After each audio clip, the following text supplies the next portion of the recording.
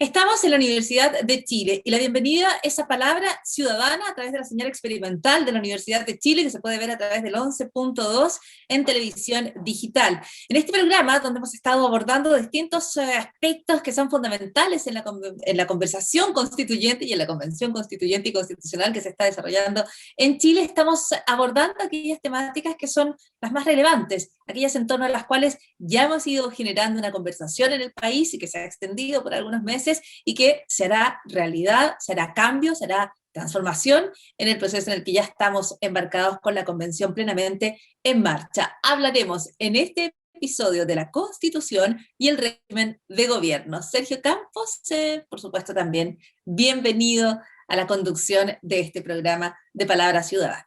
Hola Paula Molina, bueno, es un agrado trabajar en este proyecto que está desarrollando ya en concreto la Universidad de Chile, su canal de televisión. Y en estas presentaciones que se han hecho precedentemente hemos estado abordando distintos aspectos de la Constitución y hoy día hablaremos del régimen político que nos va a regir en el futuro. Ya comenzó la cuenta regresiva porque la Convención Constitucional ya está desarrollando sus primeras actividades para poder poner en marcha finalmente una discusión y un debate que será muy intenso y especialmente relacionado con el régimen político que vamos a tener en Chile en el futuro. Si se mantiene, se modifica, será la decisión de los 155 constituyentes que finalmente deberán someter a un plebiscito de todos los ciudadanos de este país si se aprueba o no esa carta fundamental que logren acordar después del debate de 9 meses o hasta un año, según lo que se ha estipulado por la Constitución política vigente. Así que estamos en pleno desarrollo y lo que puedan decir nuestros invitados de hoy día, Paula, es muy importante porque servirá también de insumo para esa discusión y ese debate que esperamos sea fructífero.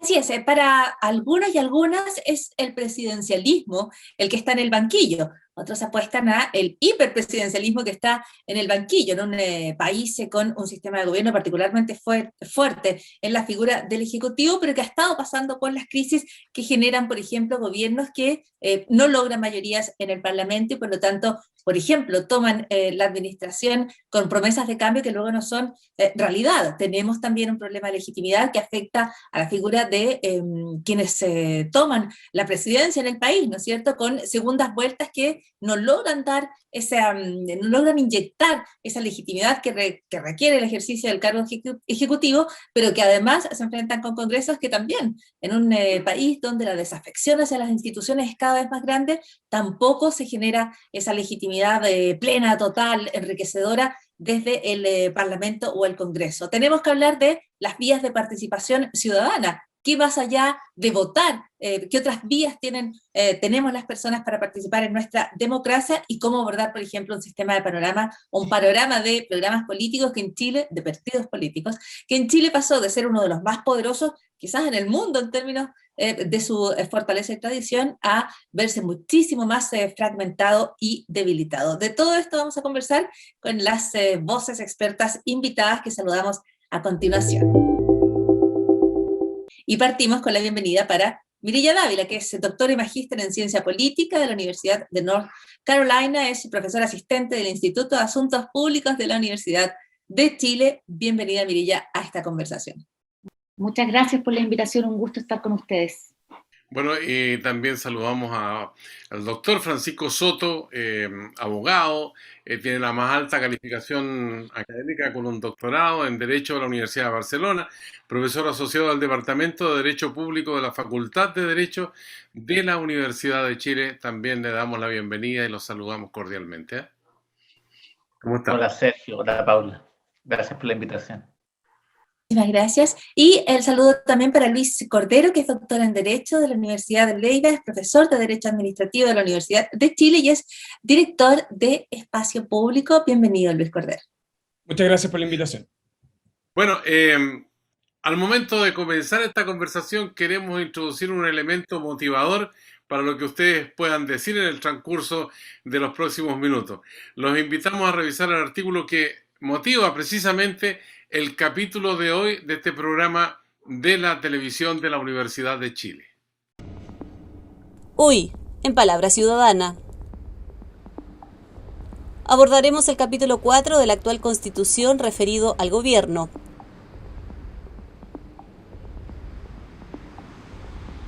En particular, discutiremos a partir del artículo 24, que señala: el gobierno y la administración del Estado corresponden al presidente de la República, quien es el jefe del Estado. Su autoridad se extiende a todo cuanto tiene por objeto la conservación del orden público en el interior y la seguridad externa de la República, de acuerdo con la Constitución y las leyes. Ahí está entonces la presentación de este artículo de la Constitución Política del Estado, que es como la viga maestra de nuestra Carta Fundamental. Yo quiero preguntarle a la doctora Mireya Dávila, en la esencia de este artículo, ¿de qué manera ha operado? ¿En función de qué? De los intereses de la ciudadanía. ¿Cómo ha estado el Estado de nuestro país enfrentando esta indicación concreta que obliga a todos los que participan de la actividad política e institucional a atenerse precisamente a ese artículo? Doctora. Sí, primero que nada voy a hacer una precisión. Yo soy cientista política, así que no soy abogada, en el punto de vista que mi lógica es más compleja y mucho menos absoluta. Dicho eso, me parece que es interesante porque la Constitución del 80, hecha en dictadura, mantiene también una cierta lógica de la importancia del presidente, y pensando específicamente en ese artículo, el tema del orden. Y yo creo que recorre uno de los elementos esenciales que tiene que del Estado, que tiene que ver con la mantención del orden público y la defensa externa. Pero me parece que el rol del presidente, desde el punto de vista más político, es mucho más complejo que eso, y precisamente lo que está en disputa hoy día, creo, en la Constitución, tiene que ver con eso, cuál va a ser el rol del Estado y de quien lidere el Estado desde el punto de vista del gobierno más adelante. Entonces me parece que es una definición mínima que hoy día está mucho más en disputa respecto a qué va a involucrar el gobernar de aquí en adelante y cuál va a ser el rol del presidenta o presidenta. Uh-huh. Ya, o sea, Mireya, tú lo vinculas con este rol del Estado en términos de si garantiza derechos o si es subsidiario, por simplificar la conversación respecto al rol. Ya. Y tú dices, y de eso se depende, entonces, qué papel cumple el presidente, y desde esa línea o a partir de esa línea distinguiría si continuamos en un sistema presidencialista tan fuerte como el que tenemos, o empezamos a matizar esa figura. Yo creo que son cosas distintas que están de alguna forma mezcladas, pero me parece que el tema del régimen de gobierno tiene que ver con varios elementos. Uno, cómo se va a decidir en un contexto de crisis política, porque hoy día todo lo que tiene que ver con el presidente, además estamos en un momento muy complejo, que hay vacío de poder. O sea, como nunca antes desde 1990, el presidente de la República, que es un eje articulador del sistema político chileno, se perdió. No existe presidente desde el punto de vista del Estado, y hoy día, si uno lo mira mirado desde lejos, yo a veces tiendo a pensar que Carabineros de Chile, que es el que recuerda el orden interno, es la autoridad pública que está presente. Entonces, desde ese punto de vista, me parece que pensar en régimen de gobierno en el momento de crisis hay que mirar una mirada más distante.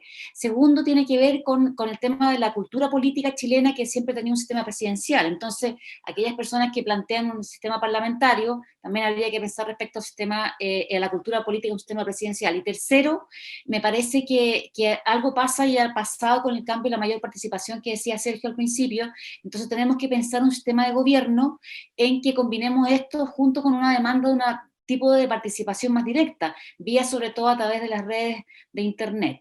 Entonces, también pensando en un tema un poco menor, pero que también se va a vincular, que tiene que ver con cómo nos organizamos para llegar al poder. Si son los partidos políticos, van a ser los independientes los que también van a poder más adelante también llegar a disputar el sillón presidencial, que son varios temas en un solo tema. No sé si estoy un poco enredada, pero por ahí creo que quiero partir. No, yo creo que es un tema complejo y precisamente toca todos estos aspectos que tú mencionas. A mí me gustaría preguntarle a Luis Cordero respecto al debate que necesariamente se plantea en relación a la crisis, porque Chile está en una crisis, pero también en un argumento que se escucha bastante cuando se habla de regímenes parlamentarios, por ejemplo, de avanzar hacia regímenes parlamentarios, y es la cultura, ya no solo chilena, sino latinoamericana, ¿no? A veces se ha planteado, hay cientistas políticos como Arturo Valenzuela que están en contra, dicen no debería importarnos, pero ¿qué aspectos o qué peso crees tú que tiene, por ejemplo, estas dos ejes, crisis y cultura, para determinar qué régimen de gobierno sería el más adecuado? La pregunta es cuánto incide la crisis. La verdad es que la crisis es relevante desde el punto de vista de la pregunta de cuál es el régimen de gobierno que da mayores niveles de legitimidad, en el entendido que los regímenes de gobierno no son estáticos, sino que también son evolutivos. Y desde el punto de vista como más cultural, en el fondo, hay una pregunta que pareciera que es bastante sensata, a diferencia de lo que ha pasado en otros países, ¿no? Y es que en el caso de América Latina y en el caso de Chile en particular, Chile no conoce otro régimen de gobierno sino el presidencialismo. Así lo diseñó y lo estructuró bajo la lógica de la Constitución del 33, fue ampliamente discutida, de hecho hay un debate a mediados del siglo XX, o sea, del siglo XIX, que es muy, muy relevante sobre lo que implicaba ese sistema como un régimen autoritario. La crisis de 1891 lo que demuestra, bueno, es más bien una disrupción que no resuelve razonablemente bien el sistema institucional y termina en una guerra civil. Y viene esta práctica parlamentaria, ¿no? Que da origen a otra crisis, que es la Constitución del 25, que es la obsesión de Alessandri, ¿no? La obsesión de Alessandri es tratar de volver al presidencialismo ordenado, ¿no? Y luego lo que pasa en el siglo XX es que ese presidencialismo se va consolidando con la reforma constitucional del 43, con la reforma constitucional de Frei Montalva, incluyendo el Estatuto de Garantía. Entonces, la Constitución del 80 reproduce parte de eso, vuelve quizás a los orígenes más autoritarios del presidencialismo chileno. Y yo creo que la pregunta genuinamente importante, ¿no?, es cuál es el régimen de gobierno que nos permite que la política funcione razonablemente en un ámbito y en el otro, la gestión pública, la profesionalización de la administración pública actúe razonablemente bien. Cuando tengo un sistema presidencial muy, muy, muy fuerte, además capturo muy fácilmente la administración, que ha sido parte, porque son sistemas excesivamente autoritarios. Por eso, Valenzuela, ¿no?, un poco a quienes enuncian en la pregunta, lo que él hace es que lo que él dice, no, cuidado, lo que quizá deberíamos hacer es parlamentarizar el presidencialismo, es decir, también moderemos el presidencialismo, ¿no? En fin, yo creo que ahí hay dinámicas que tienen que ver, ¿no?, en cuál es el modelo más eficaz para el tipo de gobierno que uno quiere llevar a cabo. El problema cultural es un problema más bien de la inercia institucional. El modelo sobre el cual descansamos, un sistema presidencial, y toda la arquitectura institucional, toda la tradición de nuestras instituciones está construida sobre el presidencialismo. Un ejemplo es la Contraloría. No podría ser comprensible, por ejemplo, la Contraloría en el modelo actual que nosotros tenemos, sin este sistema presidencial. De hecho, si nosotros cambiáramos el sistema presidencial, nosotros debiéramos cambiar un modelo de Contraloría. Estoy poniendo solo ese ejemplo esencialmente para decir cómo ese sistema ha condicionado las demás instituciones y por lo tanto requiere de un análisis un poco más sistémico, ¿no? Bien interesante lo que dice Luis, lo que ha afirmado Mireya también. Francisco, esta revisión, digamos, de la historia del desarrollo de nuestra institucionalidad, este carácter presidencialista, pero con todas estas interrupciones que ha habido, bueno, desde los comienzos de los tiempos de la República hasta hoy día, y que nos tiene enfrentados a un artículo concreto que ya hemos observado en pantalla, hemos escuchado el texto correspondiente. Uno se pregunta como espectador en este caso, dice, bueno, recogiendo todas esas experiencias, ¿qué es lo bueno que se puede rescatar? ¿Qué es lo malo que hay que descartar? ¿Y qué esencia de ese artículo tendría que mantenerse, o a lo mejor hacer desaparecer el artículo completo y reemplazarlo por otro? No sé qué opina doctor Soto.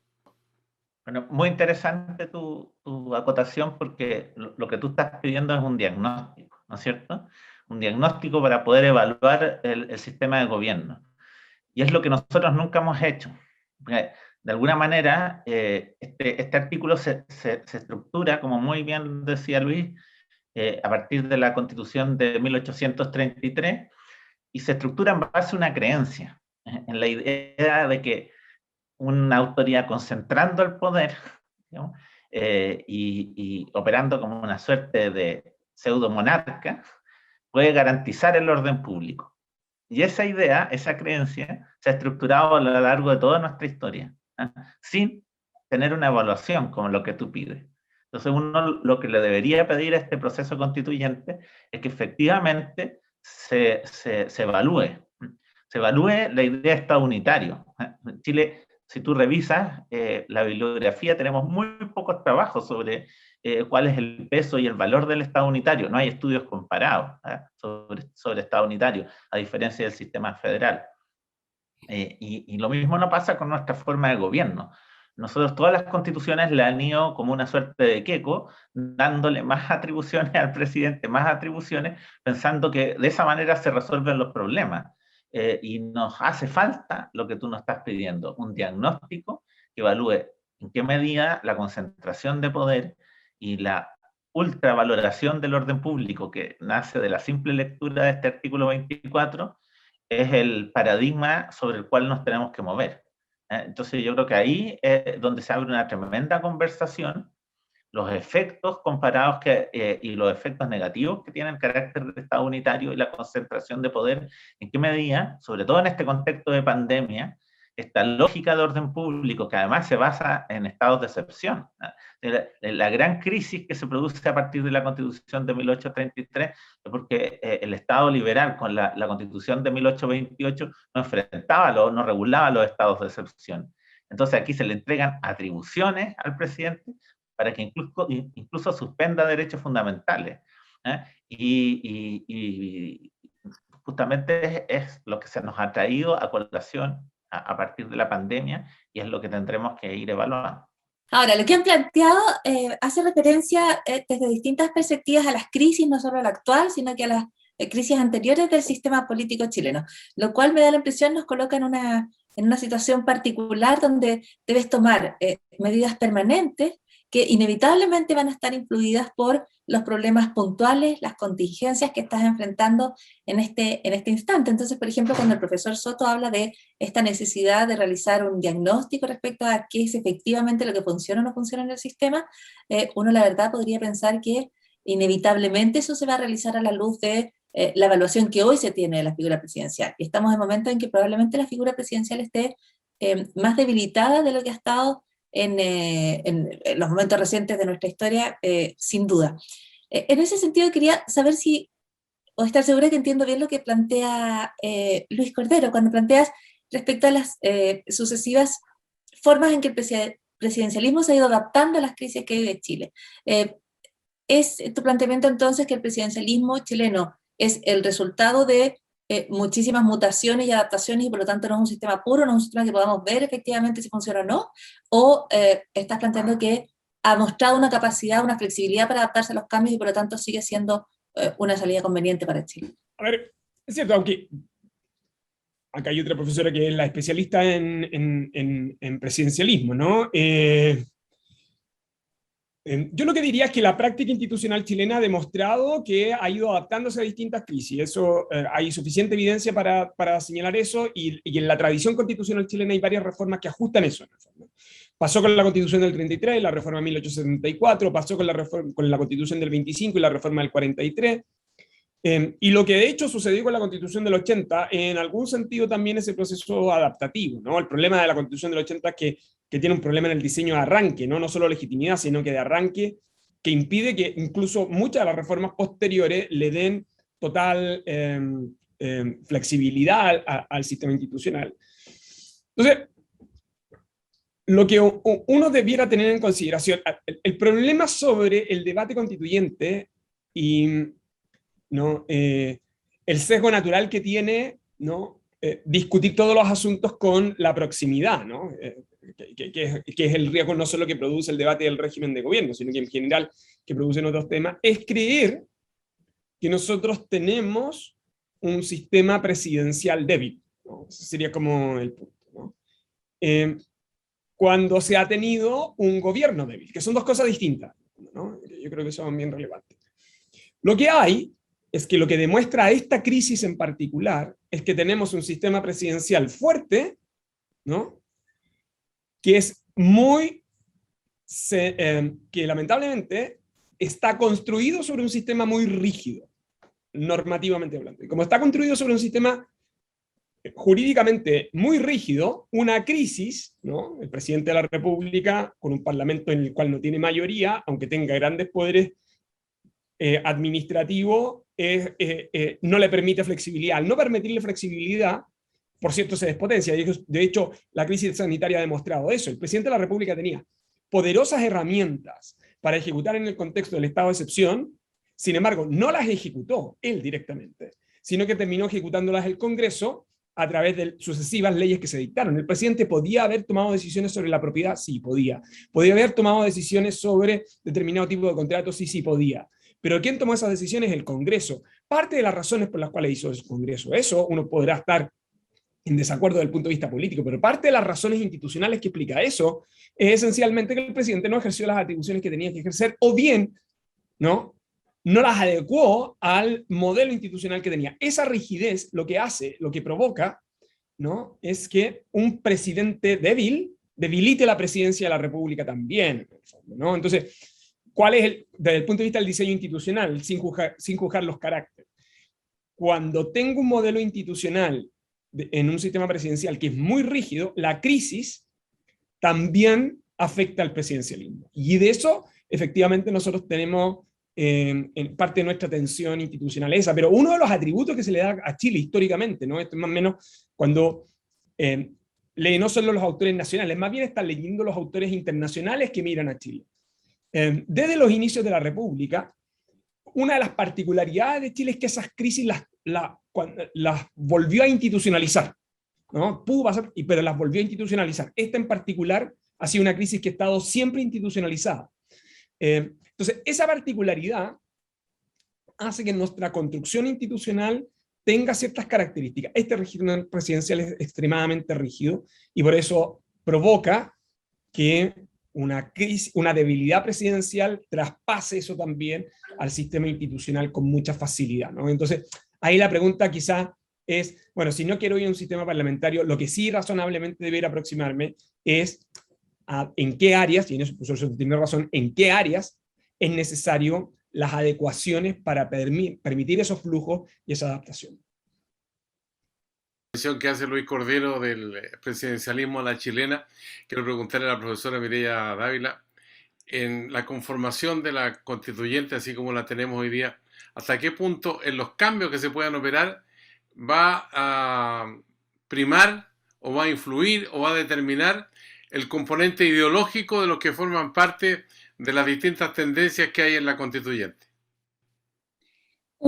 Esa es como una pregunta para varias sesiones, pero totalmente. Sí, yo quería hacer una salvedad con respecto al tema del presidencialismo. Yo creo que es difícil entender el presidencialismo sin entender la lógica política que hay detrás, con la diferencia del parlamentarismo, que tiene que ver de la esencia de cómo la gente que compite por el poder gobierna. En un sistema parlamentario, quien tiene el poder es el Congreso. En un sistema presidencial, quien tiene el poder desde ese punto de vista es el presidente. Entonces, me parece que es muy difícil tomar esta discusión desde mi perspectiva sin considerar la lógica de los partidos políticos y todo el efecto que tuvo la Constitución del 80 en limitar la capacidad de los partidos políticos, que a mi juicio explican en buena parte, o en una parte, no sé si en buena parte, también la gran crisis, por lo menos en Chile, de los partidos. Y con respecto a lo que pregunta Sergio, yo creo que sí, porque ahora es interesante, porque habrá que ver, mi gran duda es si va a seguir en esta lógica, que creo que no, de fisura, democracia, dictadura, y hasta cuándo, de alguna forma, dentro de la centroizquierda o más izquierda, hay nuevos arreglos ideológicos. Me parece que hay temas transversales que tienen que ver con la descentralización, hasta cierto punto con el tema de género, pero el resto de los temas, que tiendo a pensar que la derecha va a estar en un espacio que es defendiendo el modelo en el statu quo, básicamente, que es tratar de mantener el orden de la Constitución del 80, y en el resto del otro sector van a haber lógicas más, cambios ideológicos que van a estar más relacionados con temas puntuales. No me imagino un bloque de la centroizquierda e izquierda completo. Me imagino que va a ser mucho más divergente en relación a temas puntuales. Por eso lo que veo hoy día, a jueves, digamos, de después del 4 de julio, ¿no? No soy capaz de decir lo que va a pasar más adelante, pero por ahí voy, digamos. Bueno, en esta palabra ciudadana que estamos con Luis Cordero, Francisco Soto y Mireya Dávila, a través del canal de la Universidad de Chile, queremos invitarlos ahora a escuchar a Daniela Arrase.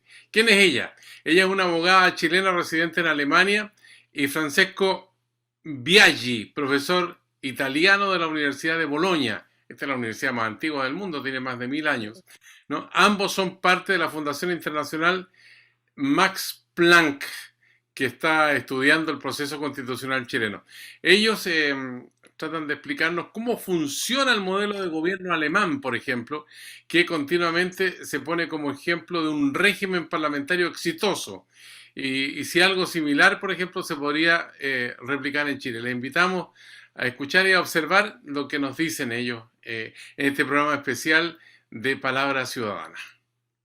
La República Federal de Alemania se considera una democracia parlamentaria porque el jefe de gobierno, es decir, el canciller, que en este momento es Angela Merkel, o Angela Merkel, como dicen los alemanes, es elegido directamente por el Parlamento, que en Alemania se llama Bundestag. Y se elige también a propuesta del presidente, el que es el jefe de Estado en Alemania. El jefe de Estado en Alemania tampoco se elige por voto popular, sino que se elige a través de una asamblea federal que se llama. Y no es tan conocido porque en realidad sus competencias son más bien representativas. No tiene poderes de veto y tampoco puede ejercer ningún cargo gubernamental. Hoy en día el presidente federal se llama Frank-Walter Steinmeier. Y como dije, yo creo que no sé si la gente en Chile lo conoce tanto. Entonces, las características que voy a nombrar muy brevemente del sistema parlamentario alemán tienen que ver primero con que se considera algo que se denomina Arbeitsparlament o parlamento en trabajo. Significa que el trabajo de los proyectos de ley tiene lugar principalmente en las comisiones temáticas y no en el plenario, como en otros países. Dos, que tiene la ley fundamental alemana, que es la Constitución alemana, tiene una herramienta política que se llama voto de censura constructiva, que tiene que ver con la relación de confianza entre el gobierno y el parlamento. El gobierno solo se puede mantener en funcionamiento si mantiene la confianza o el apoyo de la mayoría en el parlamento. Y el parlamento puede retirar esta confianza. Pero este retiro de confianza produjo mucha instabilidad en gobiernos de la República de Weimar, que fue antes de esta constitución, y esa instabilidad, dicen muchos, que fue lo que llevó al auge del nazismo. Tres, que el sistema, a diferencia de otros países, es multipartidista. Aquí en Alemania hay muchos partidos, y son muy importantes, están regulados en la Constitución. Y cuatro, que existe una Corte Constitucional que es activa y tiene un rol importante en el sistema de gobierno alemán. El sistema parlamentario alemán ha garantizado una fuerte estabilidad gubernamental. Hay otros países que han adoptado una forma de gobierno parlamentaria, como por ejemplo Italia, que en cambio se caracterizan por una fuerte instabilidad de los gobiernos. En Italia, de 1946, cuando fue proclamada la República, a 2021, ha tenido 67 gobiernos diferentes. Alemania, en cambio, desde 1949 hasta la fecha, solamente ha tenido 8 cancilleres. Hay casos como el de Alemania o también el de Reino Unido, que muestran que no solamente los sistemas presidenciales, sino también los sistemas parlamentarios pueden garantizar esta estabilidad gubernamental. La implementación en Chile de un sistema parlamentario más o menos parecido al parlamentarismo alemán no es imposible, pero no es fácil. Yo veo por lo menos 3 obstáculos, 3 desafíos para la creación de un sistema parlamentario en Chile. Primero, el mito del presidencialismo, la idea según la cual el presidente de la República debe ser necesariamente elegido directamente por el pueblo. No es así en un sistema parlamentario.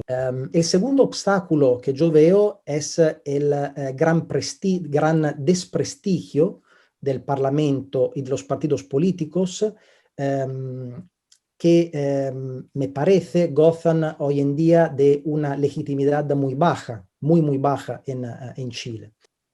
Y el tercer obstáculo está estrechamente relacionado con el segundo, porque en Chile y en muchos otros países latinoamericanos la oposición parlamentaria es muy débil.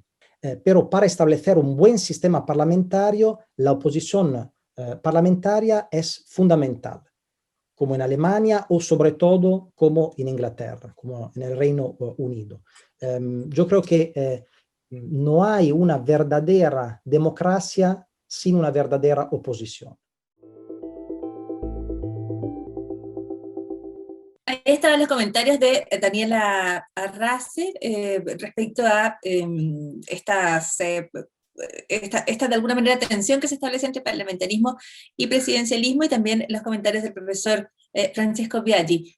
Aquí se tocan cuestiones que en Chile, por lo menos yo aprendí en el colegio, ¿no? Que el parlamentarismo generaba crisis, y generaba desorden, generaba una situación de alta inestabilidad. Y esa sigue siendo una de las preguntas cuando se habla de parlamentarismo en Latinoamérica.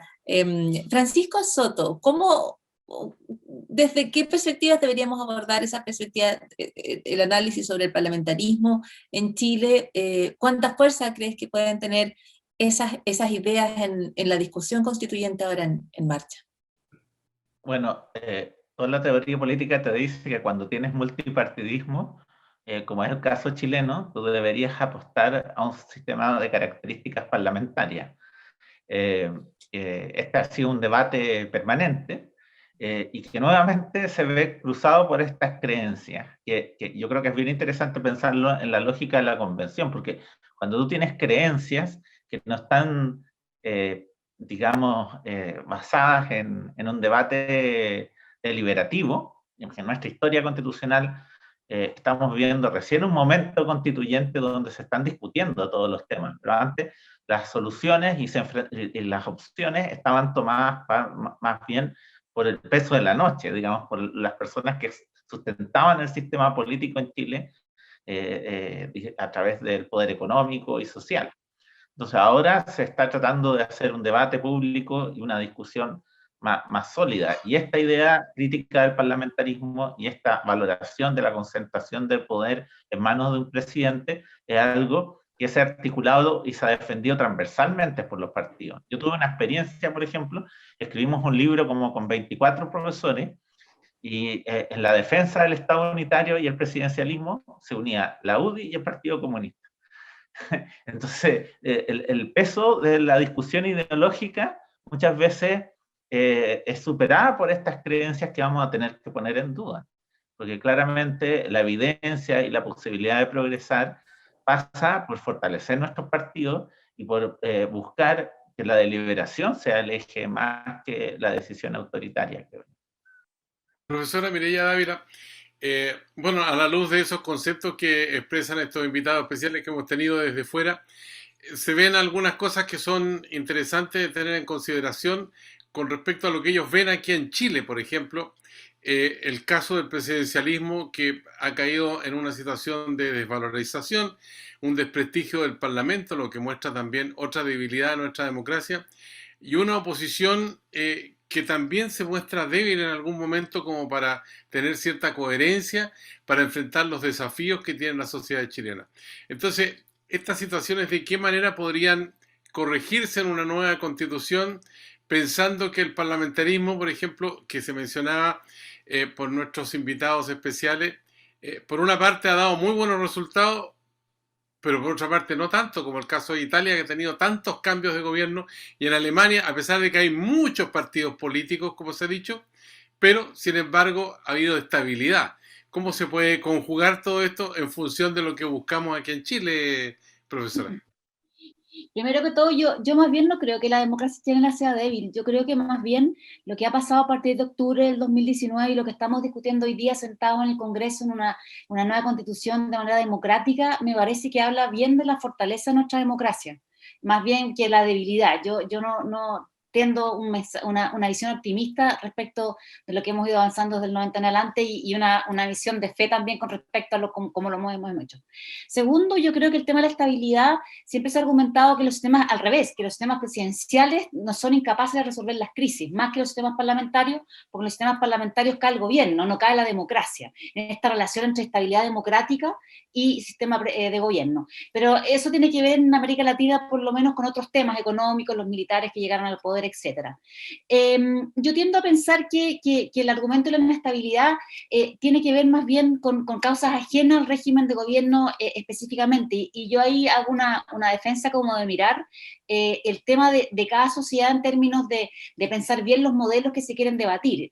Yo creo que desde el punto de vista de la experiencia chilena tiendo a pensar que, como bien decían los invitados también, el tema de la cultura del presidente es muy fuerte, y la pregunta que tiene que ver es más bien cómo se equilibra en el gobierno el poder del presidente, cómo se elige y cómo funciona el Estado, que es otro tema que es parejo, pero independiente al gobierno y al presidente, es cómo funciona el Estado y cómo los partidos políticos que llegan al Estado controlan el nivel, todo el Estado. Eso yo creo que es un tema que no se discute y que para mí es muy importante, que tiene que ver con la capacidad estatal, que es independientemente de quién llega al gobierno y quién gobierna. Y de esa perspectiva me parece que desde el punto de vista de Chile, yo tendería a pensar que hay que discutir en la constituyente un tipo de gobierno que sea un sistema presidencial, y aquí voy a ser poco popular, lo sé, morigerado en que el Congreso tenga mucha capacidad, mucha mayor capacidad de fiscalización, capacidad de iniciativa de ley, y que se piense en un sistema de partidos fortalecido. Yo creo que los partidos ya funcionaron, van a seguir funcionando, van a haber nuevos partidos políticos, se han creado nuevos partidos políticos, y la pregunta es, tal vez en la nueva democracia los partidos políticos no tienen la centralidad que tenían y que tuvieron en la historia de Chile en el siglo XX, y tal vez tenemos que acostumbrarnos a que los partidos políticos que tienen el monopolio para llegar al poder sean capaces de funcionar y articular las sociedades, pero sin esta como nostalgia de una mayor centralidad. Porque tampoco en Chile, si bien se piensa que la gente ha participado mucho en partidos políticos, tampoco están así. Entonces la democracia chilena se ha mantenido con un sistema de partidos importante, estructurado, pero con una participación también no tan importante como uno piensa que es. Entonces, por ahí voy pensando y muy confundida también, y no tengo una respuesta única, porque si la tuviera, no sería cientista política, ni profesora, ni nada de esas cosas. Daría un doctor más famoso. Bueno, no estamos en tiempos de respuestas únicas, creo. Además, mire, ya estamos precisamente en la elaboración de respuestas colectivas, ¿no es cierto? Y aquí aprovecho de contar que además la Convención Constituyente está siendo transmitida por este mismo canal, por el canal de la Universidad de Chile, por el canal experimental de la Universidad de Chile, como parte de la misión que la universidad está cumpliendo de cara a este proceso tan importante. A mí me gustaría preguntarle a Luis Cordero respecto a cómo imagina la arquitectura o cuáles son los temas a revisar si uno pensara en un semipresidencialismo, que es una idea que ha salido harto en el debate, que también genera muchísima preocupación en algunos cientistas políticos, en algunas voces expertas, y por otro lado se estima, bueno, este va a ser a lo mejor uno de los pocos caminos posibles en esta conversación. Luis, ¿qué verías desde la arquitectura, desde la jurídica, en un sistema semipresidencial? ¿Qué debería cambiar? ¿Qué se modifica? ¿Qué pasa con Contraloría, Tribunal Constitucional y otras instituciones? El problema de los semipresidencialismos es que pueden terminar siendo todas semi-semi, en el fondo, ¿no? Es como que ni lo uno ni lo otro, etc. Los sistemas semipresidenciales son más bien escasos en el derecho comparado, y además requieren de ciertas habitualidades y prácticas políticas que se van conformando en el tiempo, en el fondo, ¿no? Yo diría que cambiar del sistema presidencial a otro, incluyendo el sistema semipresidencial, implica alterar desde el sistema de control. La Contraloría, yo insisto, solo se explica bien en el sistema de un presidencialismo fuerte. De hecho, la razón por la cual la Contraloría es autónoma constitucionalmente por la reforma de 1943 es para controlar el presidencialismo. Esa es la razón, ¿no? Doy iniciativa exclusiva al presidente de la República a cambio de un control muy férreo y muy fuerte al presidencialismo. Y yo diría que hasta hoy ese es su gran rol, y de hecho ha sido un rol destacado, ¿no? Pero además el sistema semipresidencial nos obliga a adecuar un régimen de responsabilidades compartidas. Tiene otros efectos desde el punto de vista de la dinámica con el funcionamiento del Congreso, la manera en que se dan ciertas estabilidades, en fin. Pero en cualquiera de esos escenarios, sí nos obliga a algo del cual yo he insistido mucho, y lo dije antes, es que es la oportunidad para separar el gobierno de la administración genuinamente, ¿no? O sea, yo no le tengo temor a un sistema donde reduzcamos el poder del presidente, o incluso alguien quisiera razonablemente extenderse ese presidencialismo, en tanto Yo separo el funcionamiento de la administración pública a una administración pública estable, profesional, que no dependa de la administración de turno. Hoy día nosotros tenemos el 80% de los funcionarios sentados en cargos temporales, por lo tanto, se presta para por muchísimo intercambio, ¿no? en la política, algo que es un conflicto que nosotros tuvimos en la primera parte del siglo XX también, ¿no? Entonces, si uno logra tener un sistema de administración pública estable, muy asociado a la lógica de servicio civil, uno puede funcionar con las inestabilidades propias del parlamentarismo o las inestabilidades propias de un semipresidencialismo. Es decir, puedo no conformar gobierno, pero la administración pública y el Estado sigue funcionando, ¿no? O sea, cuando uno aprecia eso, lo que uno tiene que preocuparse es de ese efecto sistémico. Yo diría que la principal preocupación en ese contexto es tener una robusta administración pública que le permita dar continuidad a la función estatal y esencialmente distinguir el corto del largo plazo, ¿no? Eso da más tranquilidad a las variables, ¿no?, que pueden generar regímenes de gobierno que se dan en ciertas dinámicas mucho más de mucha incertidumbre que probablemente la práctica institucional chilena no conoce, ¿no? Pero yo diría que esos son los efectos sistémicos que uno debiera tratar de observar como un sistema de intercambio, ¿no? Porque, ojo con creer que esto es solo una pieza, sino que en general, para que funcione razonablemente bien, requiere de modelarlo íntegramente. Ahora, es interesante lo que dice Luis, y me gustaría preguntarle a Francisco Soto si para este dilema podría haber una solución que permita canalizar, digamos, el debate de los constituyentes y al mismo tiempo cómo se baja toda esta complejidad hacia la ciudadanía. ¿Será necesario complementar, por ejemplo, el debate de la Convención Constitucional con cabildos que se realicen en regiones como para entender más cabalmente y que la decisión final esté inspirada, digamos, en la base ciudadana? No, ese punto que mencionas tú, Sergio, es clave, porque la gracia de los procesos constituyentes que se hacen en democracia es justamente buscar reconectar a la ciudadanía con las instituciones. En crisis como las que estamos viviendo, la búsqueda de una nueva constitución es justamente el camino para conectar al ciudadano a pie con los representantes. Entonces, eso se hace conversando, se hace debatiendo, se hace dialogando. Entonces, que esta asamblea, que finalmente es representativa, me refiero a la convención, y por tanto tiene todos los problemas que tiene hoy día la democracia representativa, tiene que explorar fórmulas para conectarse con el ciudadano de a pie y hacer que finalmente la discusión que se hace en un hemiciclo pueda proyectarse a los territorios. Finalmente, en la capacidad que tengamos por reencontrarnos, por conversar, por inventar una nueva forma de dialogar, se va a fortalecer la deliberación, y es uno de los temas que planteaba Mireia. O sea, se fortalece la actividad parlamentaria. Si tú reconstruyes la manera en que dialogas, estás reconstruyendo también el espacio natural de trabajo de los parlamentarios. Entonces, los procesos que han sido realmente participativos en el mundo, que no son muchos, 3 o 4, de una treintena de experiencias, lo que han logrado hacer es llevar al espacio parlamentario la forma de conversar en las constituyentes. Eso es lo que pasó en Brasil. Eso fue lo que pasó en Islandia, en lo que pasó también en Irlanda, que hicieron procesos que lograron impactar y que finalmente nutrieron a la discusión parlamentaria. De ahí deriva lo que muchos afirman, que finalmente la Carta Fundamental sea la casa de todos, ¿no? Con esa sustentación en la base social, en la ciudadanía, donde esté empoderado también la mujer, el hombre, el joven, en fin, el adulto mayor, y sientan que la Constitución... Mira, hay países... ¿Sí? Hay países que festejan el día en que dictan su Constitución. Imagínate nosotros festejando la Constitución. Es algo que nos parece raro, sobre todo para mi generación, que nos tocó siempre la Constitución del 80, y que era algo que realmente daba vergüenza, el poder transformar, digamos, además nuestra tradición, que nuestras leyes, nuestro proceso de discusión, sea lo que nos caracterice, nos identifica y lo que festejemos.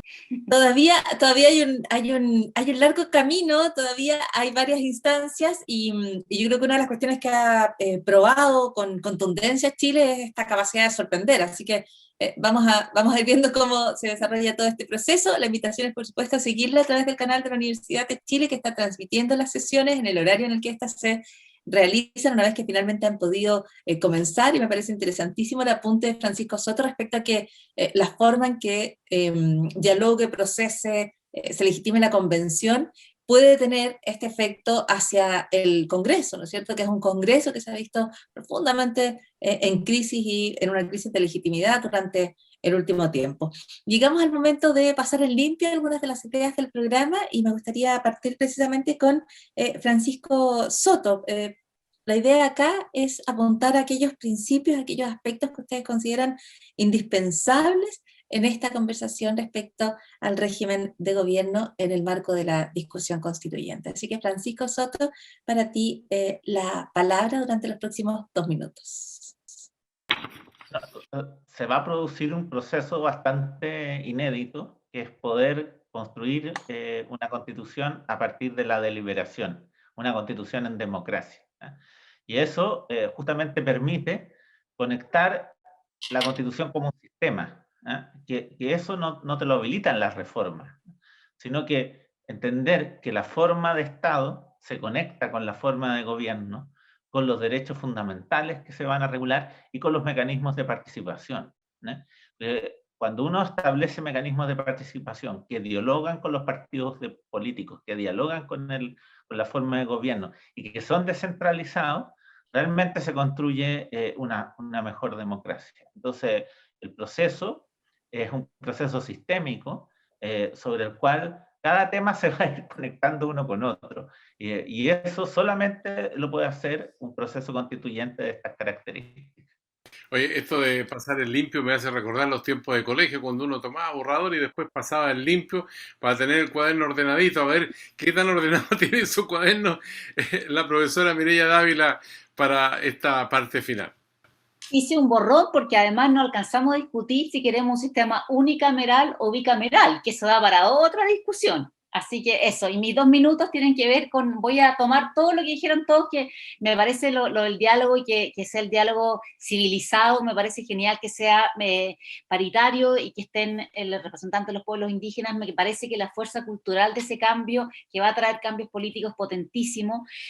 Tomo lo que dijo Luis Cordero con respecto al tema del Estado, que me parece que es clave poder generar gobiernos que sean independientes de la administración del Estado, y voy a insistir con el tema de los partidos políticos, porque la Constitución del 80 y la Ley de Partidos Políticos produjo una manera de mirar los partidos políticos con mucha desconfianza y que fueran en el fondo un espacio muy chico, muy reducido, que fueran solamente un espacio de pelea parlamentaria. Entonces yo me gustaría que en la nueva Constitución, o por lo menos en la Constituyente, hubiera un debate respecto a los partidos políticos. Yo sé que no es el momento en la vida para discutir el tema, yo sé que son lejos los que siempre están en las encuestas en el subterráneo de la evaluación, pero yo insisto y tiendo a ser optimista que así como en la década, si hubiéramos mirado la década del 20, hubiéramos visto mucha confusión respecto a los partidos, y del 32 en adelante se estructuró un sistema de partidos que trajo cosas buenas también para Chile. Tengo la esperanza de que se cree un nuevo sistema de partidos que dé cuenta y que procese las mayorías políticas y que respete la minoría, que para mí también ese es otro tema que me tiene un poco preocupada. Muchas gracias. Y finalmente, las reflexiones al cierre o a modo de resumen de aquello indispensable en esta conversación para Luis Cordero. Yo diría que 2 ideas centrales. La primera, frente a todo régimen de gobierno, ¿cuál es el modelo de administración pública? ¿No? O sea, no dejar que el régimen de administración pública quede en el aire. No. ¿Cuál es el régimen de administración pública? De modo de separar efectivamente gobierno de administración de modo razonable, sensato, porque este ha sido uno de los grandes problemas en los últimos 120 años. Al régimen de gobierno siempre, a la pregunta del costado, ¿cuál es el modelo de administración pública que funciona a eso? Y lo segundo es que a ese régimen de gobierno, ¿cuál es el régimen de control que es adecuado para eso? ¿No? Porque eso va a implicar, nos guste o no, ajustar o no ajustar modelos exitosos de control como hemos tenido hasta ahora, que es Contraloría. Si mantenemos un sistema presidencial, claro, un modelo de Contraloría tiene sentido como lo tenemos. Si no, si vamos a un sistema distinto, si vamos incluso al semipresidencialismo, probablemente lo que nosotros tenemos que pensar es cómo rearticulamos esas atribuciones que están ahí, ¿no? Entonces, al régimen de gobierno, ¿qué modelo de administración pública? Al régimen de gobierno, ¿qué modelo de control del gobierno? ¿Qué modelo de control de la administración? Y yo creo que esas ecuaciones son básicas para tener un sano sistema institucional. Interesante, es como asistir a una clase sobre Constitución para Chile, conversar con estos distinguidos profesores, académicos, doctores, porque sin duda eso nos permitirá al mismo tiempo ir entendiendo más en profundidad cómo se construye democracia, y una democracia que sea representativa, participativa, deliberativa, y que nos dé el tono, digamos, para encontrar un futuro mejor para los chilenos, que esa es la idea que se está planteando con la nueva Constitución, que partió con aquel grito en las calles: nueva Constitución queremos, pero hoy día llegó el momento de poner las manos en la masa, y en eso se está trabajando por los 155 constituyentes, pero estos insumos que ustedes nos están dando y la manera como ustedes están concluyendo también sus intervenciones nos dan paso para pensar, por ejemplo, en un próximo debate acerca de lo que decía Mireya, en torno a si queremos 2 cámaras en el futuro o queremos un Congreso unicameral que nos permita entonces enfrentar con mayor fluidez la responsabilidad histórica que es legislar para la gran mayoría de los ciudadanos de este país. Así que estamos muy gratificados aquí en Palabra Ciudadana del canal de la Universidad de Chile, que ustedes, como integrantes también de la comunidad universitaria de la principal universidad del país, estén haciendo este aporte, y creo que quedan enganchados para una próxima conversación, porque tenemos 9 meses por delante, así que tengan abiertos sus celulares, sus WhatsApp, porque pensamos llamarlo de nuevo. A mí me parece también, Sergio, que programas como este son un llamado a una lúcida humildad, podría decir, porque cuando personas que están estudiando estos temas hace tantos años tienen preguntas más que certezas, tienen dudas o cuestionamientos respecto hacia dónde tenemos que avanzar, uno quisiera esa misma mesura y prudencia en todas las conversaciones públicas, por lo pronto aquellas que encabezamos nosotros desde la prensa, ¿no? Aquí hay más preguntas que certezas en este proceso que vamos a caminar todos juntos y juntas. Un poco a modo de resumen, nos quedan las ideas de que conversar respecto al régimen de gobierno es una cuestión que nos obliga también a pensar en el rol del Estado, y que está conectada también con el rol de la administración pública. Me pareció particularmente importante el dato que entrega Luis Cordero cuando dice que hay un 80% de la administración pública que tiene inestabilidad. Es imposible no mencionar aquí, por ejemplo, el rol que hace o que tiene Carmen Gloria Valladares cuando realiza el proceso de conducción de la convención, porque tú ves que allí hay un oficio, un ejercicio, una dignidad de la función pública que uno, por supuesto, quisiera ver en toda la administración, y que está allí, que ciertamente está allí, pero que requiere este entramado que le dé mayor fuerza. Nos queda la idea de que este es un proceso inédito en el que vamos a poder conectar la Constitución entonces con un sistema mayor, con nuestra forma de Estado, con nuestra forma de gobierno, sin olvidar, por supuesto, el espacio para las vías de participación, que aquí apenas esbozamos, pero que son todo un área que se puede decidir también, en torno a la cual se puede hablar, y tenemos básicamente una oportunidad que desarrollar a través de nuevas formas de diálogo que nos den mayor legitimidad y fortaleza a una democracia que, como dice Mireya, ha demostrado también aquí su fortaleza y tiene varios meses para seguirla demostrando. Bien, pues queremos agradecerles en la conclusión de este programa a Mireya Dávila, doctora y magíster en Ciencia Política de University of North Carolina, profesora asistente del Instituto de Asuntos Públicos de la Universidad de Chile, profesora queda comprometida, no se lo olvide. Gracias. Voy a borrar el celular, voy a apagar el celular. No, encantada, un gusto. Muchas gracias. También a Francisco Stroto, abogado, doctor en Derecho en la Universidad de Barcelona, profesor asociado del Departamento de Derecho Público de la Facultad de Derecho de la Universidad de Chile. Y bueno, al doctor Luis Cordero también, muchas gracias, doctor en la Universidad de Lleida, profesor de Derecho Administrativo de la Universidad de Chile y director de Espacio Público. También lo dejamos amarrado para una próxima conversación. Muy amable por la invitación, muy honrado de haber estado acá. Y muchas gracias a la audiencia, a quienes van acompañando esta serie de programas de Palabra Ciudadana, quienes van siguiendo estas conversaciones a través de Uchile TV, transmitiendo para todo el país, y en la región metropolitana a través del 11.2, porque esa es su señal digital.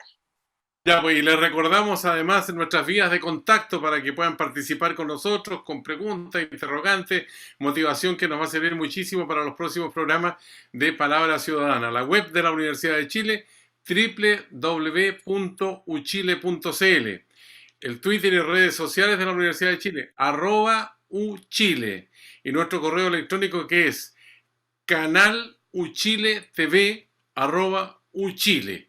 Ahí están todos los datos para que se puedan comunicar con nosotros. Nos importa también que nos sigan a través de las redes sociales, a través del 11.12 de la televisión digital.